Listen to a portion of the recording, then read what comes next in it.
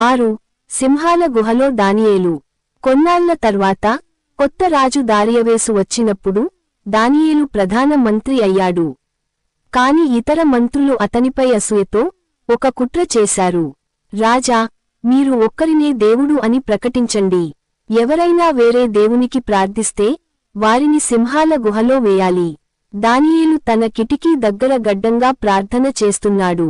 వెంటనే అతన్ని పట్టుకుని సింహాల గుహలోకి విసిరారు. రాజు బాధతో, దానియేలు, నీ దేవుడు నిన్ను రక్షించుగాక అని అన్నాడు. రాత్రంతా రాజు నిద్రపోలేకపోయాడు. తెల్లవారుజాము గుహ వద్దకు పరుగెత్తుకుని వచ్చాడు.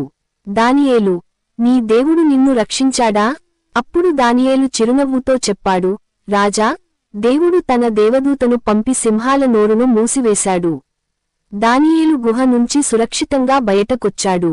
రాజు ఈ ఘటన చూసి, ఇప్పటి నుంచి ప్రతి వ్యక్తి దానియేలు దేవునిని గౌరవించాలి అని ఆజ్ఞాపించాడు. ముగింపు: దానియేలు తన విశ్వాసానికి ఎప్పటికీ వదలలేదు.